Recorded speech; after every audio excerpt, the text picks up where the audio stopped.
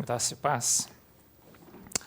Vamos começar com uma oração. Senhor Deus, nós te agradecemos. Fala conosco e nos capacita a entender e compreender a tua palavra.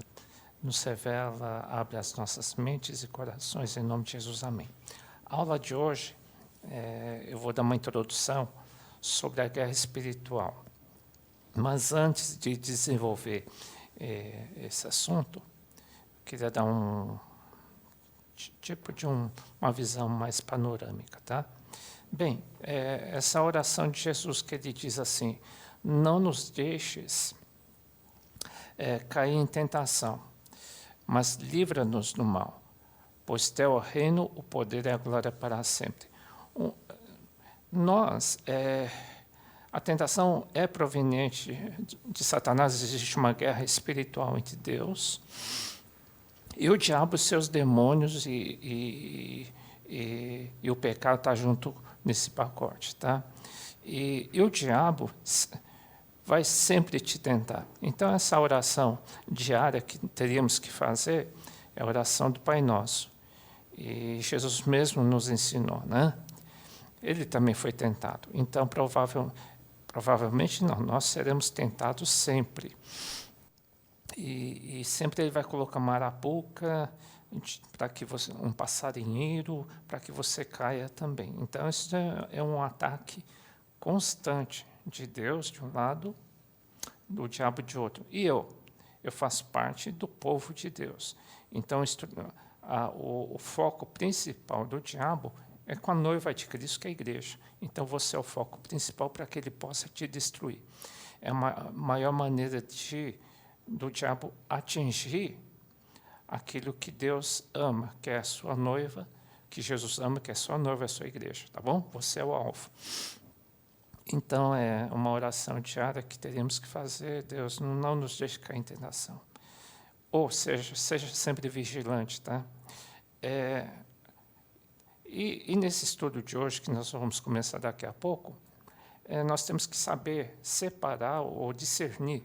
Discernir significa separar, identificar o inimigo, para saber como que ele vai te atacar e como que nós precisamos nos proteger, porque o que está em risco é a vida eterna, é o mundo espiritual que está em jogo, né? Então, a tentação vem do diabo. O fato dele te tentar não quer dizer que você está pecando, mas ele vai procurar as brechas que eu tenho, que você tem, para que você caia. Então, ele vai ser incansável, ele não vai parar de te atacar, né, até o fim. Então, é importante você saber discernir os espíritos que estão por trás de um ataque maligno. Você tem que entender quem é o teu inimigo, se é a carne, que é o pecado, que faz parte da nossa natureza pecaminosa, ou demônios, são seres espirituais, provenientes de Satanás. Então, a nossa mente tem o livre-arbítrio de escolher: vou obedecer a Deus ou vou obedecer ao pecado. Então, nós vamos ser tentados aí, tá? E precisamos vencer a carne. E depende da nossa decisão. A quem nós vamos obedecer? Ao Espírito Santo, à Bíblia, e, por outro lado, a tendência pecaminosa que nós temos. De um lado, existe vitória, se existe obediência, e vamos dizer, não à queda. Então, isso é resistir à tentação, tá? Alguns espíritos muito atuantes, atualmente eu vou citar alguns só para você saber que nos ares eles estão atuando. A gente aprende através de onde? Do Antigo Testamento e também do Novo, tá? Um exemplo que eu estou te dizendo, como que o mundo espiritual funciona para te destruir, o teu ministério, a tua vida com Deus, a tua família, tudo, tá? Daquilo que se refere a Deus, né? Espírito de Saul, por exemplo. A gente identifica o espírito de Saul pelo quê? Quando você é tentado a ser rebelde, quando você é tentado a ser insubmisso, existe sim um espírito por trás disso. A gente chama de espírito de Saul. Ele vai te atacar sempre, para que você seja rebelde, você se canse de ser obediente, você seja insubmisso, é um espírito maligno para te derrubar, né? Seremos tentados? Sim, seremos tentados. Precisamos cair? É óbvio que não. Então temos que saber quem é quem. Temos que saber conhecer a palavra de Deus, temos que ser sensíveis ao Espírito Santo para identificar isso, tá? Ou acatar também os mais maduros e aqueles que têm discernimento, tá? Por exemplo, o espírito de Absalão, que foi filho de Davi.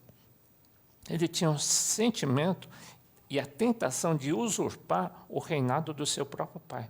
Ele tinha deslealdade com seu próprio pai, um sentimento de deslealdade, infidelidade à sua liderança, né? À sua paternidade. Então, essa tentação é chamada de espírito de Absalão, que paira nos ares, numa família, numa igreja, sem dúvida. Está nos ares. E muitos caem nisso, tá? E caem no pecado. Tem outro espírito chamado espírito de Jezabel, que é um desejo, por exemplo, de poder, um desejo de trair, né? É uma vontade que a pessoa vai sentir, de ser mais do que os outros. Jezabel era assim. Então, por isso que a gente identifica. Precisamos ser sensíveis com Deus? Sim. Precisamos conhecer a palavra? Sim. Precisamos ter experiência com o Espírito Santo? Sim. Espírito de Dalila é o espírito sensual que muitos caem na imoralidade sexual, tá? Então, é espírito de Dalila, tá? O espírito de Mamon, muitos vão cair sendo tentados pela ganância ou amor pelo dinheiro. São alguns exemplos que eu estou dando, como que o espírito maligno atinge alguma área da nossa vida, porque os espíritos malignos sabem qual que é o teu defeito, ou qual é o meu defeito, a minha fragilidade. Por isso que a gente tem que se tratar nas nossas fragilidades, tá bom? Você vê? Guerra espiritual. Eles querem te destruir. E nós temos que resistir, tá bom? E por último, como resumo, seja forte na Bíblia, tá? Para se proteger. Seja forte em orar. Então, seja forte na Bíblia. É essencial as pessoas estudarem a Bíblia sempre. Estou estudando 50 anos, eu sei que eu não posso fraquejar. Eu não posso parar de estudar. Eu tenho que ser cada vez mais forte na palavra, na oração. É essencial orar em línguas, tá? Então, seja forte para se proteger. Se você é um líder, você protege a tua vida, a tua família e uma igreja, tá? Dependendo daquilo que Deus tem te dado, quer dizer que você vai ser levantado para cuidar de muita gente. Mas se você for muito frágil, você não pode ser levantado, porque se a gente cai por qualquer coisa, obviamente Deus não vai te dar uma responsabilidade de cuidar de muita gente, senão o pessoal cai junto, tá? Então, seja forte na Bíblia, seja forte na oração e seja forte dentro da igreja, tá? Não vai cair em traição, em infidelidades, tá? Seja forte na cobertura que você tem tido no corpo de Cristo, tá bom? Então, vamos detalhar um pouquinho mais através da aula de hoje. Bem, o tema de hoje é guerra espiritual. Primeiro, nós vamos citar sobre esse tema, primeiro sobre a guerra natural, depois nós vamos citar a guerra no sentido espiritual. Em 1 Coríntios 15, 46, diz assim: não é primeiro o espiritual, senão o natural. Depois vem o espiritual. Ou seja, embaixo vocês veem uma guerra no Antigo Testamento. No Antigo Testamento, as guerras de fato eram guerras de fato, nada espiritual. Porque para entender as coisas abstratas espirituais, isso a gente começa a entender somente no Novo Testamento, tá bom? Então, primeiro, não é o primeiro espiritual, mas primeiro o natural. Depois, a gente consegue entender o espiritual. Então, nós vamos citar, em primeiro lugar, o Antigo Testamento, para entender como que acontecia essa guerra, por que tanta guerra, né? Porque essa guerra, cita-se tanto guerra no Antigo Testamento e também no Novo Testamento. O Antigo Testamento é sombra do Novo Testamento, porque o mundo espiritual é muito abstrato. A própria palavra diz espiritual, né? São coisas que não se podem ver a olhos nus. Mas no Antigo Testamento não, ela é de fato, são livros históricos que de fato aconteceram. Então, em Hebreus 10:1, que é no Novo Testamento, ela cita que o Antigo Testamento ela é vista como sombra e o Novo Testamento é visto como a original. Tá? Por isso, vocês estão vendo uma sombra. A sombra você entende mais ou menos o que de fato Deus queria dizer. No Novo Testamento, ela se revela. O abstrato é muito difícil de enxergar, né? Então, por isso que a gente está citando, vamos citar primeiro o natural, a guerra natural, depois nós vamos citar a guerra espiritual. Bem, aí você vai dizer, mas por que essa guerra? Em Gênesis diz assim, então o Senhor disse à serpente, porquanto fizeste isso, maldita serás mais do que toda fera e mais que todos os animais do campo. Sobre o teu ventre andarás e o pó comerás todos os dias da tua vida. Ele está falando referente à serpente, a tentação do homem e da mulher, que eles caíram, e a serpente é vista como o papel de Satanás, né? E ele disse assim, Deus condenou a Satanás da seguinte forma, olha, Satanás, ou Lúcifer, eu porei inimizade entre ti e a mulher, entre a tua semente e a sua semente, esta te ferirá a cabeça e tu lhe ferirás o calcanhar. A mulher, muitos interpretam que a mulher é provavelmente a visão do povo de Deus, né? Que haveria uma guerra entre a serpente e haveria guerra e inimizade entre os dois. O diabo iria guerrear de fato contra o povo de Deus, né? E diz assim,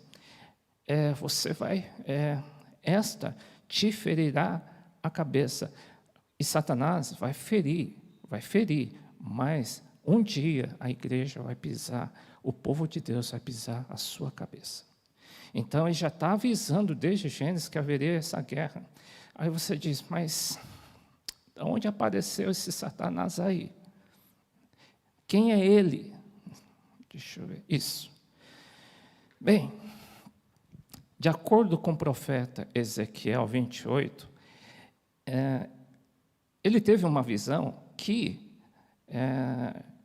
todos identificam que fosse, de fato, o diabo. O diabo, ele identifica como fosse um anjo. Ele era um anjo de Deus. E diz que ele era um anjo, um dos principais anjos de Deus. Ele chefiava, ele era como fosse o maestro do povo, dos anjos do Senhor que adoravam a Deus. Ele era um anjo de Deus. Se estivesse no Éden, jardim de Deus, de toda pedra preciosa era a tua cobertura, sardônia, topázio. Então, ele era um querubim, ou seja, um anjo, ungido para cobrir, te estabelecer no Monte Santo de Deus estavas. Ou seja, então, o Lúcifer foi um anjo de Deus. E diz que querubim, existia uma certa hierarquia, existia uma hierarquia no céu. A gente interpreta que existiam querubins, serafins, anjos, então existe uma hierarquia. E dá a entender na Bíblia que Lúcifer é quem comandava grande parte dos anjos.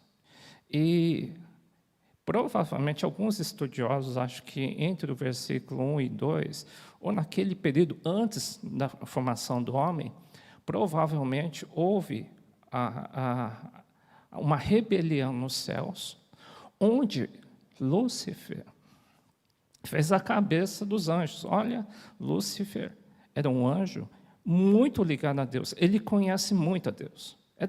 Ele foi feito por Deus. Era um anjo de Deus. Conhecia todas as estratégias. Aliás, ele é estratégico. Ele tentou roubar o lugar de Deus. Então, ele conhece o paraíso, ele conhece todas as coisas, ele conhece a Deus. A fundo, ele era lado a lado com Deus. E mesmo andando do lado de Deus, ele conseguiu, aí no versículo, isso daí está citado em Apocalipse, e nós interpretamos também dessa forma, né? A maioria dos estudiosos interpretam dessa forma.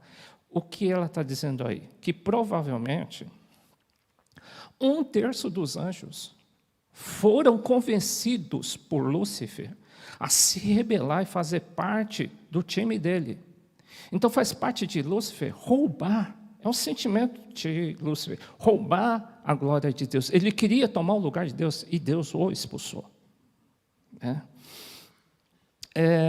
Com isso, ele conseguiu convencer, o poder de convencimento de Lúcifer, ele conseguiu convencer anjos, que anjos são considerados superiores a nós. Ele conseguiu convencer anjos que estavam do lado de Deus, a se rebelar contra Deus. Olha a força e poder de Satanás em convencimento, de convencer as pessoas, convencer anjos, convencer pessoas que conheciam profundamente a Deus a se rebelarem contra Deus. Olha o poder de convencimento. Nós não podemos ignorar o poder de convencimento do inferno, de Lúcifer e seus súditos. Bom, alguns estudiosos acham que esses anjos caídos são, hoje, os demônios. Eu não sei te dizer de fato, tá? Isso não é uma coisa certeira, né? Que os anjos caídos são demônios. Grande parte do mundo evangélico crê que os anjos que caíram junto com Lúcifer, quando? Talvez no Gênesis, entre Gênesis, versículo 1 e versículo 2, não sei. Eles façam parte, eles sejam demônios. Eu não sei te dizer, mas eu sei que eles são ruins, sim. Não sei qual é a atuação deles, se de fato eles são demônios. Por outro lado, são seguidores de Satanás. E Satanás hoje, você pode entender a guerra de Satanás. Ele vai querer, já que ele não pode vencer a Deus, já que ele não pode vencer a Jesus Cristo, que já é vitorioso, Jesus já venceu. A história não fechou, mas Jesus já venceu, ele sabe disso. E ele vai fazer de tudo para derrotar não a Jesus, mas quem? A quem o segue. A mulher, citado em Gênesis, provavelmente pode ser citado como noiva de Cristo, provavelmente, é o alvo. Então, deixa eu ver, puxa vida, desculpa. Acho que pulei um. Vou faltar um desenho aí, gente. Bom, vai aparecer aí. Que o alvo do diabo é a igreja, tá? Hoje, o alvo de Satanás, ele não pode derrubar Jesus Cristo. Então, existe uma guerra que ele vai guerrear com tudo. Ele sabe que ele está destinado, ele e os seus anjos, e todos aqueles que o seguirem indiretamente e diretamente. Todos que não seguirem a Jesus, ele sabe que quem seguir a Jesus, Jesus já é vitorioso. E todos aqueles que seguirem a Jesus, ele sabe que é vitorioso. E ele pode, sim, convencer, o poder de convencimento dele é forte, vocês sabem disso. Ele conseguiu convencer as pessoas, anjos que estavam do lado de Jesus. Não, de Deus, sim, de Deus e de Jesus. Então, não se iluda que ele não possa também convencer qualquer um. Ele vai fazer de tudo para o quê? Convencer o homem, convencer o povo de Deus a também se desviar e desistir da guerra, né? Então, ele sabe, o diabo sabe que, primeiro, os anjos vão com ele. Para onde? Para o lago de fogo eternamente. A gente já estudou isso. Quem mais vai com ele? Todos os que não seguirem a Jesus Cristo. Ele sabe disso. Ele vai fazer de tudo para desanimar. Ele vai fazer de tudo para desviar. Quem? O povo de Deus. Essa guerra existe desde o Antigo Testamento. No Antigo Testamento era uma guerra natural. Hoje é uma guerra espiritual muito mais complicada e muito mais sutil, porque nós não enxergamos, né? Por isso esse assunto, guerra espiritual, enxergando o mundo espiritual. Bem, eu já comentei sobre querubins, serafins e anjos. Existe uma hierarquia, eu citei duas passagens, Isaías 6:2 e Apocalipse 5:11-12, que são citados querubins, arcanjos, serafins. Hierarquia do mal. Assim como existe uma hierarquia dos anjos de Deus, nós entendemos que existe uma hierarquia também do mundo do diabo, ou a gente vai chamar de mundo diabólico, da hierarquia do diabo. Sim, nós cremos que sim, porque em Efésios 6:12, que é no Novo Testamento, o apóstolo Paulo tinha uma visão bem clara do mundo espiritual. Ele diz, nós não temos que lutar contra carne e sangue, pessoas. Nós não temos que lutar contra pessoas. Mas a nossa luta é contra... Olha, se fosse no Antigo Testamento, não estaria citado isso, mas estamos no Novo Testamento. Paulo está dizendo, não são mais pessoas, mas sim contra principados, príncipes, potestades, príncipes das trevas desse século, contra as hostes espirituais da maldade nos lugares celestiais. Ou seja, dá a entender que existe uma hierarquia também no mundo espiritual. Existem demônios mais fortes, médios, principados, potestades e demônios menores. Em resumo, guerra espiritual.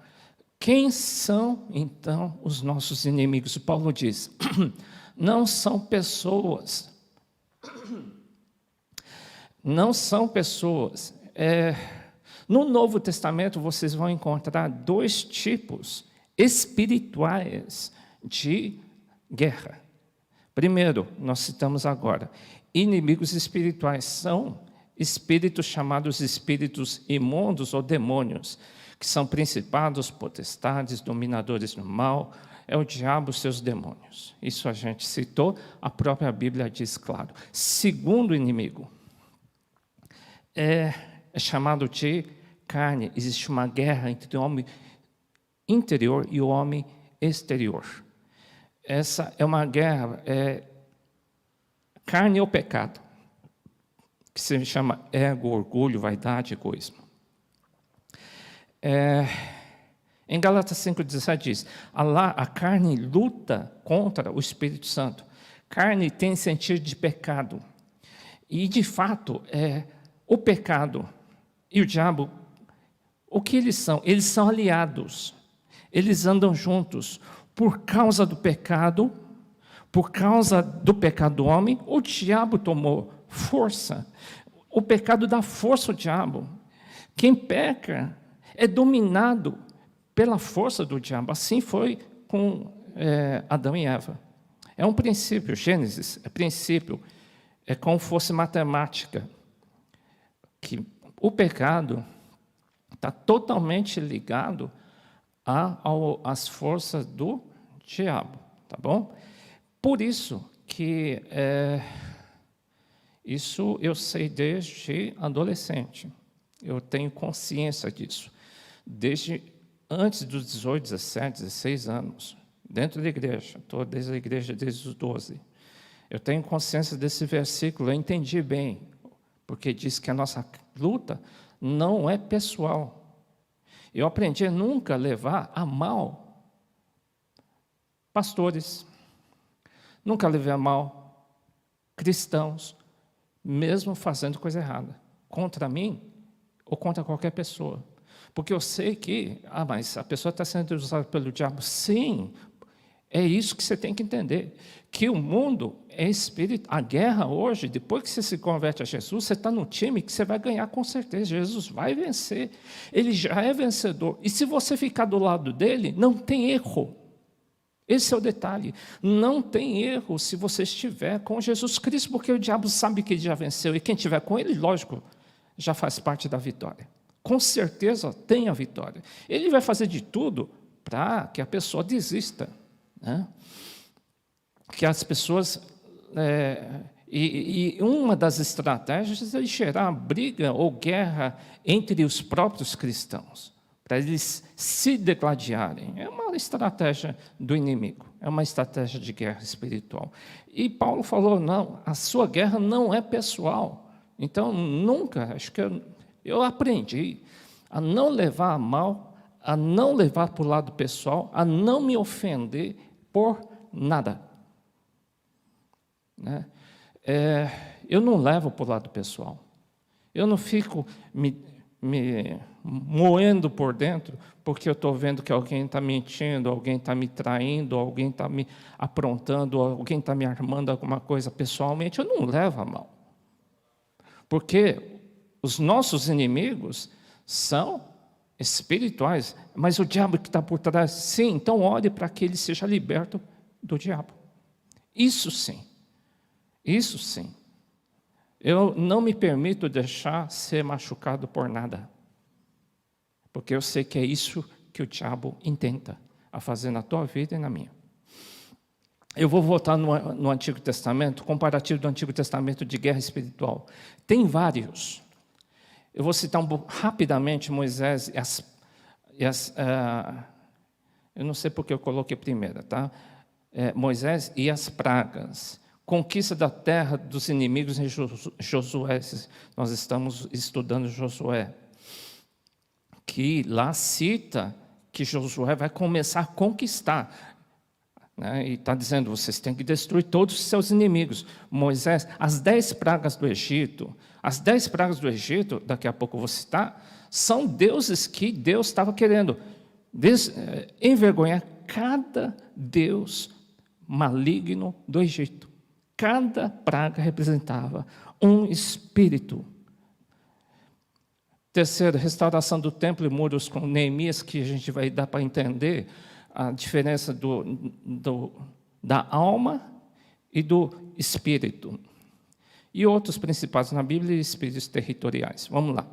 As 10 pragas do Egito, eu não vou citar todas, eu copiei aí da tela pela internet, que cada praga do Egito representava um deus do Egito. E Deus queria mostrar que ele era maior. Você vê que era uma guerra? Deus queria mostrar, ó egípcios, olha diabo, você é bem menor do que eu. Então Deus queria mostrar em cada praga um deus deles que era derrubado. Cada praga que Deus dava vitória para o povo de Israel, era um Deus que era envergonhado. Tá? Então, já começou por aí. Josué, para a entrada da terra prometida. Ele diz assim, olha, Josué, vocês vão começar a conquistar as terras. A terra de vocês, eu prometo, eu já prometi, eu não minto, a terra de vocês. Só que vocês vão ter que expulsar os inimigos da terra. Diz assim, quando o Senhor seu Deus os fizer entrar na terra para a qual vocês estão indo para dela tomar posse, Ele expulsará de diante de vocês muitas nações, os hetitas, Girgazeus, amorreus, cananeus, fariseus, heveus, jebuseus. São 7 nações maiores e mais fortes do que vocês. Tem um sentido espiritual? Sim. Eu também peguei um estudo já feito e de uma pessoa que já analisou cada povo, hetitas, girgazeus, amorreus, cananeus, fariseus, heveus e jebuseus. E eles tinham uma influência muito forte. Por exemplo, os hititas, era uma característica de negativismo e sentimento de culpa. Os gigazeus tinham um sentimento de imoralidade e sujeira. Os amorreus tinham um espírito crítico, rebelião, divisão, destruição. E Deus falou a Josué, destrói os inimigos, senão eles vão influenciar o povo de Deus. Eles são inimigos, isso vai fazer mal para o povo de Deus. Isso vai destruir o povo de Deus. Então, destrua os povos, destrua esses povos inimigos, porque eles vão te influenciar negativamente. Tá? Os amorreus, por exemplo, tinham um espírito crítico, eles eram rebeldes, cananeus, eles faziam sacrifício de crianças, eles disseminavam intrigas, escândalos, fofocas, eles deixavam isso, eles iriam influenciar o povo de Israel, por isso diz, não se misture com eles, porque eles vão te influenciar. Então destrua os inimigos, senão eles vão te influenciar. A imoralidade vai te influenciar, o sentimento de culpa vai te influenciar, a sujeira vai te influenciar, a rebelião vai te influenciar. Então destrua os cananeus, destrua os fariseus. Os fariseus eram espírito de inconstância, eles não eram perseverantes, eles desistiam. Puxa, tem um espírito de desistência? Naquela época tinha, você vê? Espíritos, eu creio que nunca morrem, tá? E atuava naquela época. Tanto é que nós somos o povo de Jesus que Deus está dizendo, igreja, avance, comece a conquistar, só que vocês vão ter que destruir os inimigos. É a mesma coisa, só que contextualizando para nós. Por que eu estou pegando as características desses povos? Porque os espíritos, por mais antigos que sejam, estão atuantes da mesma forma. Por exemplo, é uma coisa interessante, né? Não é interessante o que é bacana. O espírito de inconstância era característica do povo dos fariseus. Eles faziam o povo desanimar, faziam o povo desistir. É um espírito imundo. As pessoas não tinham uma característica de perseverança. Você vê? Isso, a gente pensa, não, eu estou cansado. Não. Isso independe. Mas isso pode ser um espírito maligno? Né? Espírito de imoralidade também. Espírito de rebeldia. Espírito que não aceitava a liderança. Espírito de violência, de falsidade. Eram os heveus. Jebuseus. Rebeldia, orgulho e resistência. A gente pensa que é uma coisa normal. Não é normal, é espiritual. Então, quer dizer que isso pode atingir o cristão, podia atingir o povo de Israel, assim como atinge o povo de Deus. Então, contextualizando para nós, vocês estão começando a entender que o mundo espiritual existe desde aquela época, para nós entendermos hoje que esses espíritos atingem também a igreja do Senhor, tá bom? Vamos agora um pouquinho mais para frente da história, em Esdras e Neemias. Esdras, se vocês forem começar a ler, nós vamos estudar posteriormente, nas próximas aulas, de Antigo Testamento, que o povo de Israel tinha sido destruído, a Jerusalém tinha sido destruída. Jerusalém era era a capital espiritual de Israel. E eles tinham sido destruídos por causa do pecado. Né? Por causa do pecado, eles destruíram os muros, que é uma característica de Jerusalém, que era a proteção, e destruíram também o templo de Salomão, que era como fosse a igreja, a parte espiritual do povo de Deus. Contextualizando para nós, a gente vai fazer uma comparação, que primeiro Esdras, Deus falou, Esdras, constrói primeiro o templo, que é a parte espiritual, primeira parte espiritual. Então, eles reconstruíram a parte espiritual primeiro. Está em Esdras 1 e 1 e 2. Primeiro, busca a Deus. Primeiro, Jesus Cristo. Primeiro, o Espírito Santo, se fosse contextualizar para hoje. Primeiro, você aceita Jesus. Primeiro, você batiza nas águas. Primeiro, você batiza no Espírito. Você vê? Deus está reconstruindo a igreja. Muitos estão instáveis. A parte espiritual está destruída. Muitos não aceitaram a Jesus ainda no Brasil. Sim, muita gente. Muita gente e não são todos que vão aceitar. Muitos não foram batizados nas águas ainda não, tem que construir a parte espiritual. Muitos não foram batizados no Espírito, ainda não, mas precisam construir a parte espiritual. Porque a gente está reconstruindo a casa de Deus, que é você e eu, espiritualmente, não o prédio. Tá? Em Neemias, depois de alguns anos, Deus orientou. Você construiu a parte espiritual, agora vamos construir os muros para proteger a cidade. A interpretação que a maioria dá, e tem muito sentido, eu fiz um muro aí com um buraco. Os muros estavam caídos, cheios de brechas. Brechas são buracos. E qual que é o problema do buraco? Até os inimigos dizem, poxa, qualquer raposinha pode entrar. Então, tem um sentido espiritual que as brechas são as fragilidades, ou pecados, ou iniquidades, que são vícios que nós temos do pecado, que dão abertura para demônios entrarem. O pecado, o problema do pecado, que quanto mais pecado a gente tem, mais demônio entra. Esse é o problema. Por isso que Deus está pedindo, fecha as brechas, porque é por aí que vai entrar. Nós estamos numa guerra.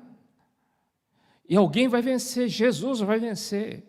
E quem mais? O povo de Deus vai vencer também.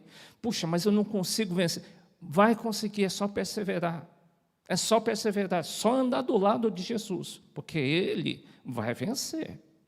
Ele vai vencer. Ah, mas tem muitas brechas. Sim, vão fechar. Vão fechar. Mas já estou 1 ano tentando. Meu caro, eu estou há 5 décadas fechando as brechas. Tá? Eu nunca desisti, não. E não vou desistir, tá bom? Depois da reconstrução dos muros, sucedeu que Sambalat, que edificávamos o muro, ardeu em ira, se indignou muito e escarneceu dos judeus. Sucedeu que Sambalat e Tobias são chamados o tipo de inimigos. Essa raposinha que eu coloquei eram símbolos que os inimigos diziam, pois qualquer raposinha vai poder entrar em Jerusalém, porque tem muito buraco. É como ele dissesse, puxa, é como o diabo dissesse para minha vida e para a tua vida, poxa, eu vou entrar, você tem muita fraqueza, você tem muita fragilidade, você tem muita brecha. É assim, é chamado o Sambalat e Tobias, é como fosse o diabo. E ele diz, e ele te afronta dizendo, eu vou te derrubar. E nós dizemos o quê? O povo de Israel nessa época disseram assim, nós vamos fechar as brechas. E fecharam. Tá? E fecharam. É isso que a gente vai fazer. Por isso que numa guerra espiritual é essencial, nós chamamos de santificação. Esse culto que a gente faz uma vez por mês de quebrar as maldições de cor interior, é na verdade fechar a brecha. Porque é por lá que os inimigos estão entrando no povo de Deus, hein, gente? Nessa quarentena, a gente está percebendo, a gente sabe disso. O diabo querendo destruir famílias e casais, famílias sólidas, casais sólidos sendo destruídos pelo diabo. Cristãos, estou dizendo aí fora não. Aí fora, o Enzo me comentou, que é advogado, que infelizmente ele está com muito serviço. Felizmente, infelizmente. Felizmente ele está com muito serviço, infelizmente. Muitos estão se divorciando. Vê o que está acontecendo. E no meio cristão, também, infelizmente, o inimigo está tentando fazer isso. Vai dizer que o inimigo não atua. São espíritos malignos, sim. Mas como ele entrou? Deve ter brecha, deve ter fraqueza nos casais. Tem fraqueza na minha vida, na vida de cada um? Sim, mas o que a gente vai fazer? Na nossa alma, brecha na alma, nos sentimentos, nos pensamentos. Vamos fechar, senão o demônio entra. É isso que a gente vai fazer. Alguns principados citados na Bíblia, espírito de Saul, esses são principados que são chamados de príncipes, espíritos muito fortes, né, que são chefes. Espírito de Saul, uma vez, eu não sei direito se são chamados de demônios, só sei que é um espírito mau. Ela vem especialmente em líderes, né? E veio por quê? Vem líder do tipo Saul, que ele era muito insubmisso e desobediente. E isso fez com que ele perdesse, de fato, não digo respeito, mas Deus diz, poxa, eu não aceito a tua rebeldia. Ele chamou até a rebeldia de Saul de feitiçaria, né? E devido à rebeldia, insubmissão de Saul, Deus tirou a unção dele e Deus enviou um espírito mau. Aí se você me pergunta, como que tira esse espírito de rebeldia? Geralmente para demônios, nós dizemos assim, demônios, saem em nome de Jesus. É a prática que nós fazemos. Para esse espírito de rebelião, de insubmissão, que atinge homens de Deus, né? Eu não sei te dizer, mas eu sei que é uma coisa muito forte. E eu diria, sai fora dessa. Nunca caia em pequenas desobediências. Não caia em submissão, porque é um espírito muito forte vindo da parte de Deus, chamado espírito mau. É um espírito forte? Sim. Ela destrói? Sim. Qual que é a característica? Ele tem um sentimento de inveja e quer destruir a todos aqueles que estão sendo levantados por Deus.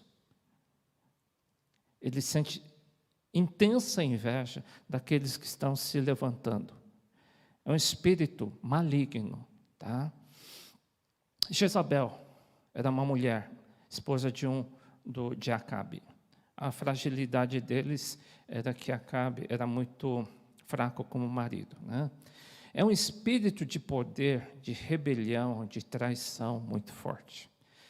É um espírito porque esse espírito de Jezabel, depois de centenas de anos, lá em Apocalipse, ela entrou na igreja, acho que não sei se é de Tiatira, esqueci que igreja que é, tá? Esse espírito do Antigo Testamento andou séculos e séculos. Ela se manteve, esse espírito, chamado espírito imundo, principado, não sei, espírito de poder, desejo de poder, manipulação, traição. Sim, ela se manteve durante séculos e séculos até chegar à igreja, numa igreja do Senhor.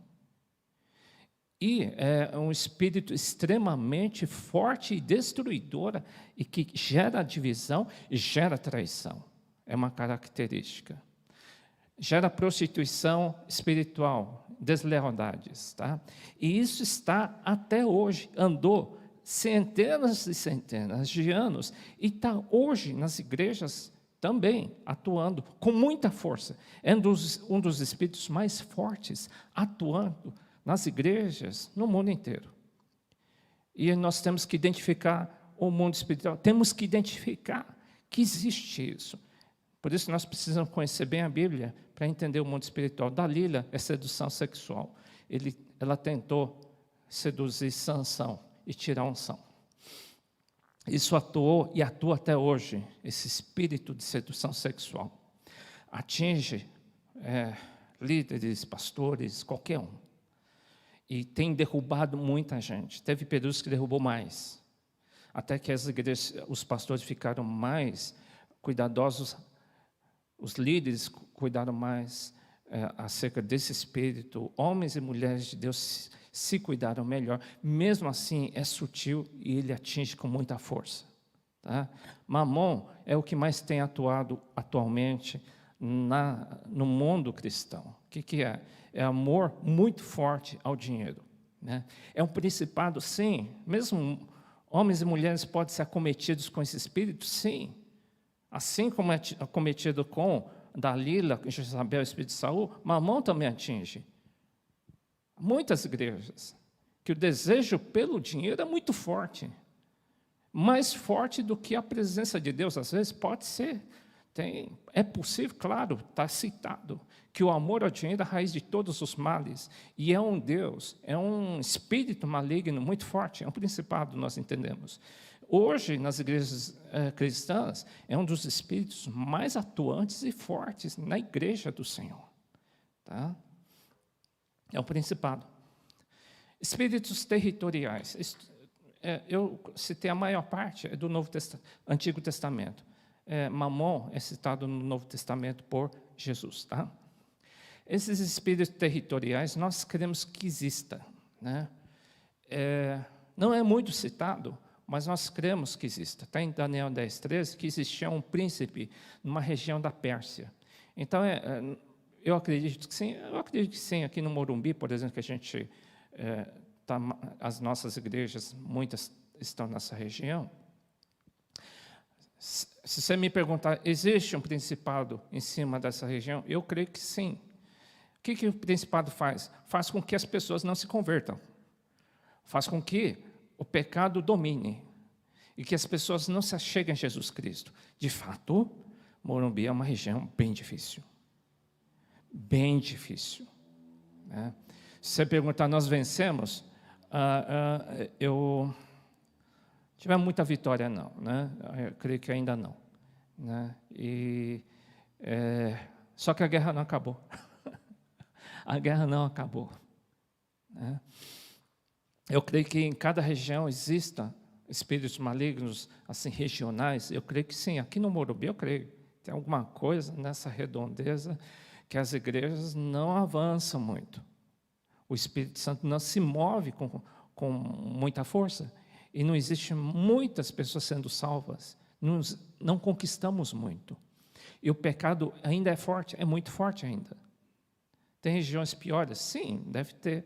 Né? Mas é assim que a gente identifica espíritos territoriais. Bom, vamos nos preparar para a guerra. Ele diz assim, faz as contas. Faz as contas. Se você for ver que você vai perder a guerra, levanta a bandeira branca. Senão você vai para a guerra. Só que, vamos lembrar de Josué, Deus falou assim para Moisés. Moisés, envia espias. Ele mandou. Deus ficou extremamente irritado, dizendo assim, eu quero que vocês vão lá, porque vamos vencer. O que o povo de Deus disse? Não. A gente vai voltar para trás. Deu para entender? E hoje, espiritualmente, Deus está dizendo assim, Deus está falando da mesma forma. Deus está dizendo assim, olha, não vai levantar a bandeira branca, hein? Não vai levantar a bandeira branca, porque hoje Deus está, cremos, direcionando para a igreja pegar as armas e avançar. É um momento espiritual diferente, tá? Por isso que nós chamamos a igreja toda para fazer o curso de obreiro, porque a gente está afiando a espada, arrumando as armas de guerra, para quê? Porque a gente não vai, como que se diz? Voltar para arregar, voltar para trás, como fez o povo de Moisés. Nós cremos que nós somos o povo de Josué, que nós vamos pegar as armas e nós vamos avançar. Muitos talvez tenham sido influenciados pelo espírito da inconstância. Você tem que ser liberto. Nós brasileiros precisamos ser libertos disso. Da inconstância, da falta de perseverança e da falta de fé. Né? E alguns dizem, eu vou ter que largar esse espírito imundo que eu gosto tanto, vai ter que largar sim, porque é uma influência de espíritos malignos que está te derrubando. Né? Bom, vamos falar do mundo espiritual. Agora, nós e Deus. Só mudando um pouquinho de assunto, depois voltamos. Nós somos corpo, alma e espírito. E o nosso relacionamento com Deus é assim, corpo, alma e espírito. Nós buscamos a Jesus, ele é um médium, mediador, entre quem? O mundo espiritual, o espírito que nós temos, faz ligação com o mundo espiritual. Nós queremos Deus. Então, se queremos Deus, nós buscamos a Jesus. E quando nós clamamos e declaramos, Jesus, eu vou te obedecer, eu vou te seguir, o que acontece? Deus envia o Espírito Santo por teu espírito, e o Espírito Santo entra no teu coração. Então, quando qualquer um de nós buscamos um médium chamado Jesus Cristo, qual o papel de médium? O papel do médium é pegar o espírito que ele tem e colocar no teu espírito. Esse é o papel do médium. Só que a Bíblia diz, só existe um médium ou mediador entre Deus e você e eu, que é Jesus Cristo. Nós batemos na porta de Jesus, nós declaramos a nossa fé para Ele, e o que Ele fez? Ele colocou o Espírito Santo dentro de você. É assim que acontece o mundo espiritual. Eu estou falando sobre o mundo espiritual. Bem, alguns buscaram outros médiuns, que não foi Jesus. Eu citei alguns nomes aleatórios, eu inventei uns nomes, tá? Por exemplo, alguns buscaram uma mesa vermelha. Alguns buscaram adivinhações. Adivinhações no Antigo Testamento era condenado. Alguns buscaram pessoas que consultam mortos. Outros buscaram adoração a imagens de escultura para ver se dava sorte. Eles são médiuns. E eles fazem o mesmo papel, só que o único que pega Deus, o Espírito de Deus, é Jesus Cristo. E os outros pegam outros espíritos e colocam exatamente no teu interior. Se você teve contato com algum médium na tua vida, eles colocaram espíritos na tua vida. Se existem imagens de escultura místicos na tua casa, e existe uma certa veneração, temor, eles são médiuns. Ele está trazendo o espírito na tua casa, e na tua alma, no teu espírito. Eles trazem doenças, trazem tudo, tá? Nós chamamos esses espíritos de espíritos imundos, porque só Jesus para dar Espírito Santo. E os outros? E os outros? Ah, mas não é pastor que bota o Espírito Santo? Não, é Jesus Cristo. Tá? A tua fé tem que ser em Jesus Cristo e não em um ou outro pastor. É Jesus Cristo. E nenhum outro homem. E nenhuma outra imagem. Tá? Se tivermos muito contato, eu botei um monte de estrelinha aí. No corpo, alma no espírito. Porque quando você tem contato com mediunidade, os espíritos entram em tudo quanto é canto. Alguns ficam até distorcidos, até o semblante fica esquisito, o olhar fica esquisito, fica estranho. Alguns são atingidos na cabeça, outros são atingidos no corpo, outros são atingidos de fato no espírito. Né? Aí, eu vou citar sobre o pecado-mãe. O que é esse pecado-mãe? O que é esse pecado-mãe? É o pecado que eu chamo de pecado principal que Jesus citou. Que o Espírito Santo veio para mim e para você, para quê? Para convencer o homem do pecado. Por que pecado é esse? Pecado de não crer em Jesus. Qual que é o pecado que leva todo mundo para o inferno? Não crer e não seguir a Jesus. A pessoa diz, puxa, a pessoa é tão boa, só não crê em Jesus. Esse pecado é que leva a pessoa para o inferno. As pessoas precisam seguir a Jesus Cristo. É o único caminho. Ele diz, eu sou o único caminho, única verdade é a única vida. Jesus é absolutista, Deus é absolutista. Ele não é relativista. Ele não é relativista, ou seja, todos os caminhos levam a Deus. Não, ele diz, só ele leva a Deus. Então, se você atravessou esse limite, é hora de consertar. Consequências do pecado-mãe. Quem não crê em Jesus tem uma lista enorme de pecados em Romanos 1, 18 a 32, tá? Eu vou falar sobre a diferença entre possessão e opressão. Voltando, se uma pessoa teve muito contato com muitos médiuns, que não é Jesus Cristo, existem níveis de ataque maligno. Um termo muito usado no mundo cristão é possessão. O que é uma pessoa possessa? Uma pessoa possessa é quando o espírito maligno tem tanto espírito imundo que a pessoa fica dominada fisicamente, ela perde o senso de raciocínio, ela não tem domínio sobre o teu corpo. Espíritos malignos dominam a pessoa até no seu modo de falar, no seu modo de agir. Pode chegar a tal ponto? Pode. Tá? Primeira coisa, a pessoa tem que entregar sua vida a Jesus. É a primeira coisa. E opressão. Opressão pode acontecer para o cristão. O que é isso? É quando espíritos imundos oprimem. O cristão não fica possesso, mas fica opresso. Tá? O espírito maligno não domina o cristão. Mas ele pode o quê? Oprimir, atingindo o teu corpo, trazendo doença, atingindo a alma, trazendo pensamentos de morte. Alguns têm pensamento de suicídio. É um espírito imundo. É um espírito imundo. Pode ter vindo dos antepassados? Podem. Porque o espírito não morre, ele te perturba. É opressor. Não pensa que o cristão não é acometido por demônios, não. Ela atinge corpo e alma. E às vezes o espírito, quando a pessoa é muito envolvida com muito espírito, e não larga objetos de escultura, imagens. Tem cristãos que guardam coisas místicas dentro de casa. Aí vai dizer que não é espiritual. Tem mancha espiritual que você tem que limpar, tem que jogar fora. Né? É importante que na igreja haja dom do discernimento dos espíritos. Uma vez, Jesus falou para Pedro, que era discípulo apóstolo de Jesus, para trás de mim, Satanás. Para Pedro, hein? Fica longe de Satanás. Ele falou para quem? Para Pedro.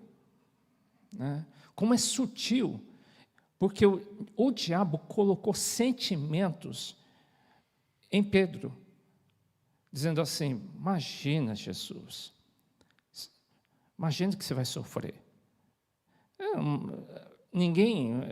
Todos diriam que, puxa, ele está sendo agradável para Jesus. Jesus disse, é o pensamento de Satanás. Satanás falou para Satanás, que está por trás do pensamento de Pedro: sai fora, hein? Você vê como é importante o discernimento dos espíritos? É muito sutil. As pessoas não conseguem perceber. O diabo é extremamente convincente.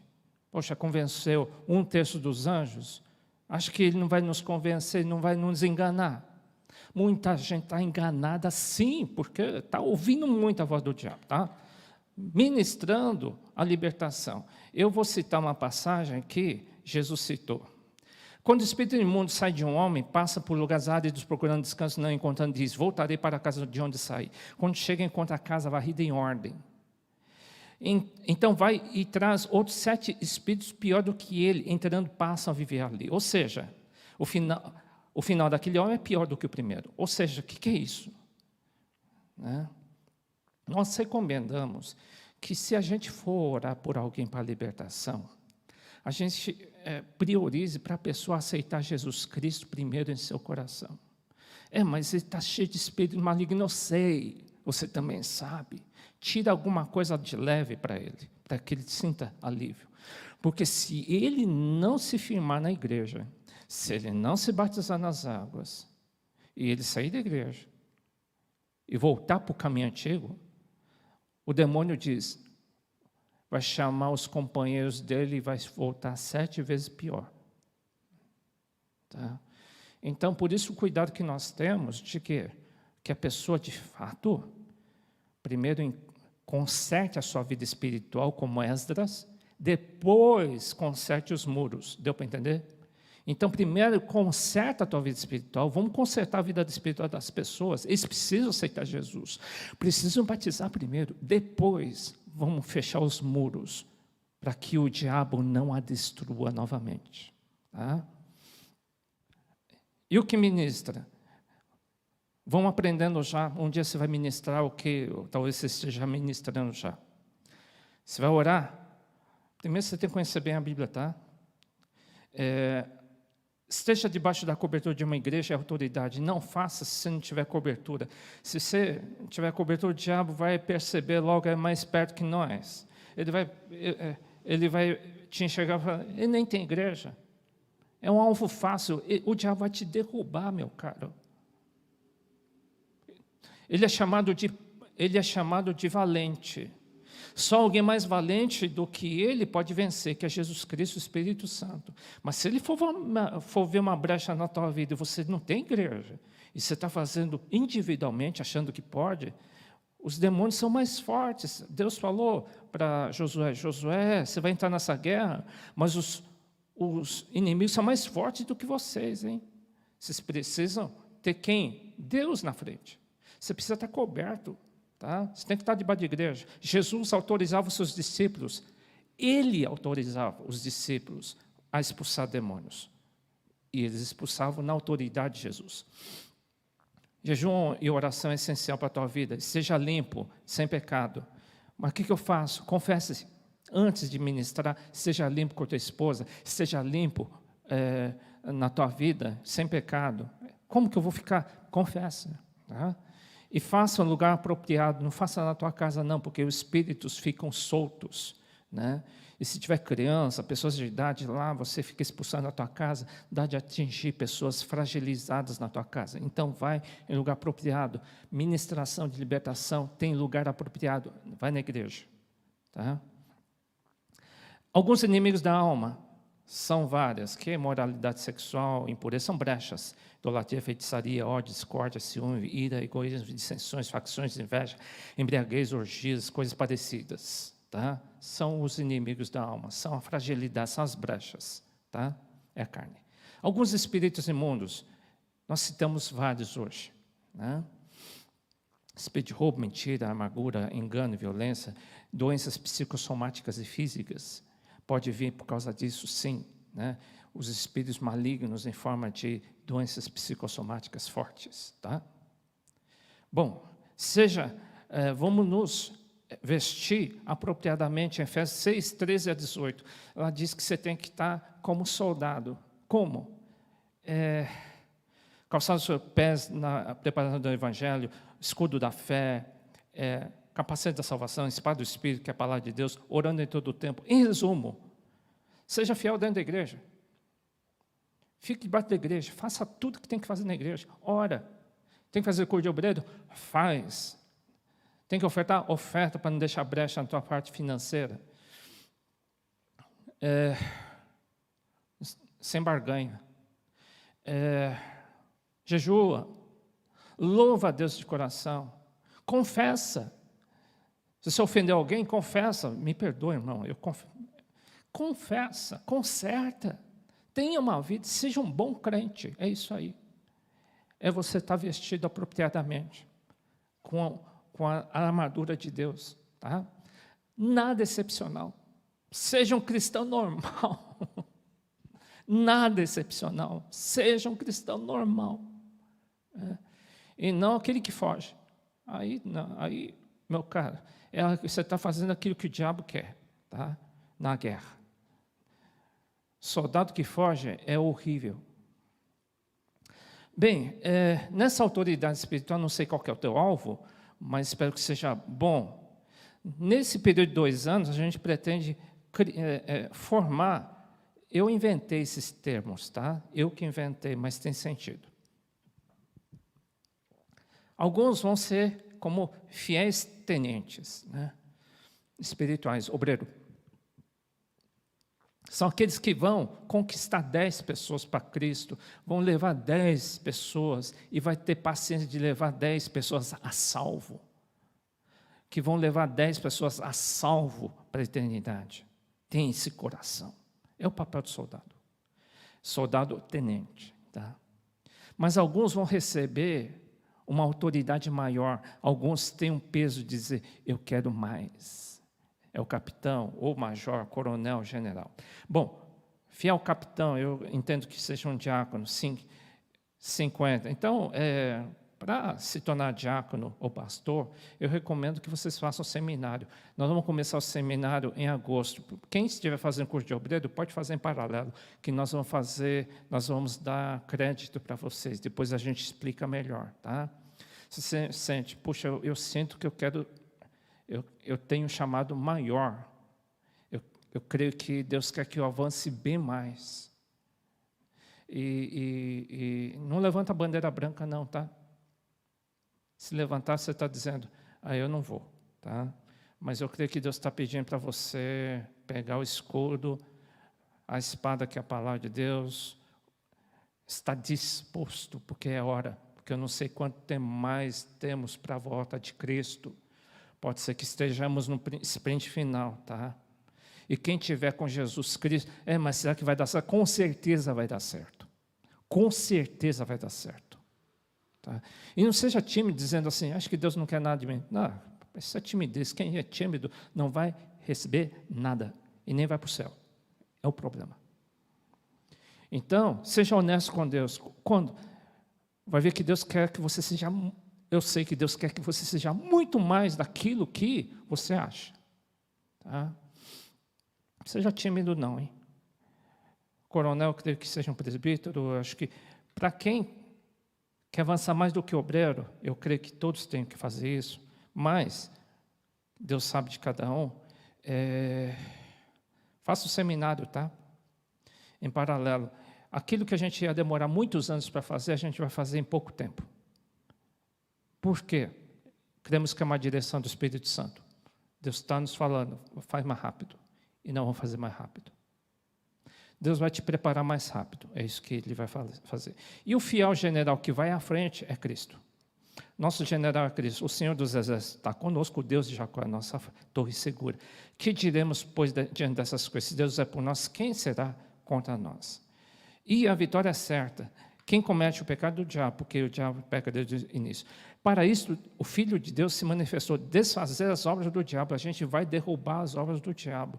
A gente vai arrancar a gente do inferno para levar para o céu. A gente tem que arrancar a gente do inferno, destruir as obras de Satanás nas pessoas. Alguns estão tirando gente da sua casa, do inferno, para trazer a luz. Alguns estão fazendo isso já. Outros estão tirando dezenas de pessoas das garras de Satanás. É para isso que Cristo se manifestou. E é para isso que você também tem que se manifestar, para destruir as obras de Satanás. Mas em todas essas coisas somos mais do que vencedores, tá? Por meio daquele que nos amou, pois estou convencido de que nem a morte, nem a vida, nem anjos, nem demônios, nem presente, nem futuro, nem quaisquer poderes, nem altura, nem profundidade, nem qualquer outra coisa na criação será capaz de nos separar do amor de Cristo, de Deus, que está em Cristo Jesus, nosso Senhor. Ele diz assim, certeza, já vencemos, somos mais do que vencedores. Por quê? Porque eu estou em Cristo. Não tem demônio que vai te derrubar, não tem espírito maligno que vai nos derrubar. Eles vão nos atacar, mas nós não vamos temer. Deus abençoe a todos. Tchau.